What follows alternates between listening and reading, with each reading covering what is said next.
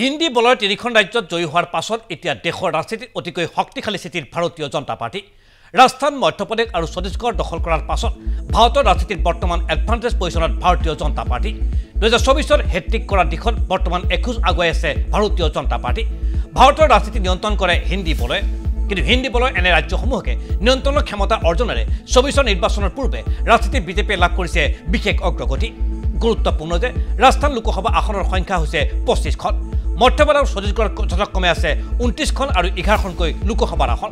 ৰাজ্যকেইখনত জয়লাভ কৰাৰ লগে লগে 24 এই আসনসমূহৰ সৰ্বাধিক আসন দখল কৰাৰ সম্ভাৱনা বৃদ্ধি পাইছে ভাৰতীয় জনতা পাৰ্টি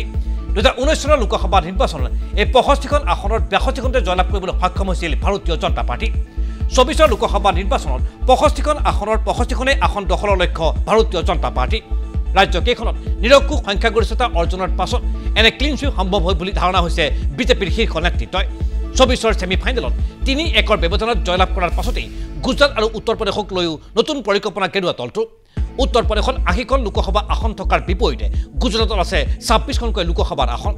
24 লোকসভা নিৰ্বাচনত এই 106খন আসনৰ 100খন আসন জয়লাভ কৰাৰ লক্ষ্য স্থিৰ কৰিছে ভাৰতীয় জনতা পাৰ্টিয়ে মুঠতে 24 হিন্দী বলৰ ৰাজ্যসমূহত বিৰোধী কংগ্ৰেছ অথবা ইণ্ডিয়া মৰ্চাক কোনো সুযোগ দিয়াৰ পক্ষপাতী নহয় ভাৰতীয় জনতা পাৰ্টি আগন্তুক লোকসভা নিৰ্বাচনত হিন্দী বলত আসন জয়ৰে নতুন অভিলেখ সৃষ্টিৰ দিশত ধাৱমান হৈছে বিজেপি দল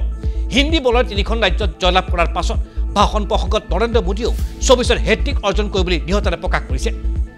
মোদীৰ এনে বক্তব্যৰ পাছত বিজেপিৰ দৃষ্টি এতিয়া মহাৰাষ্ট্ৰ উৰিষ্যা আৰু কৰ্ণাটকলৈ এই ৰাজ্যসমূহতো সৰ্বাধিক আসন দখল সম্ভৱ বুলি ভাবিছে গেৰুৱা দলটোৱে বিগত 2019 চনৰ লোকসভা নিৰ্বাচনত 24 নিৰ্বাচনত এই ৰাজ্যসমূহত অধিক আসন দখলৰ লক্ষ্য গ্ৰহণ কৰিছে ভাৰতীয় জনতা পাৰ্টিয়ে বিশেষকৈ মহাৰাষ্ট্ৰৰ শক্তিশালী প্ৰতিপক্ষ কংগ্ৰেছ এনচিপি আৰু শিৱসেনা উদ্ধৱ ঠাকৰে গোটক সুকলমে পৰাস্ত কৰিব পাৰিব বুলি আত্মবিশ্বাস গঢ় লৈ উঠিছে মোদী আৰু অমিত শ্বাহ জুটি কৰ্ণাটকত শেহতীয়া বিধানসভা নিৰ্বাচনত পৰাস্ত হৈছে যদিও 24 সৰ্বাধিক আসন দখল কৰিব বুলি আত্মবিশ্বাসী ভাৰতীয় জনতা পাৰ্টি বিধানসভা নিৰ্বাচনত জনতাই প্ৰত্যাখ্যান কৰিলেও লোকসভা নিৰ্বাচনত কৰ্ণাটকবাসীয়ে বিজেপিকে আজু ল'ব বুলি আশা প্ৰকাশ কৰিছে বিজেপিৰ শীৰ্ষ নেতৃত্বই আনকি তেলেংগানাক লৈ যথেষ্ট আত্মবিশ্বাসী ভাৰতীয় জনতা পাৰ্টি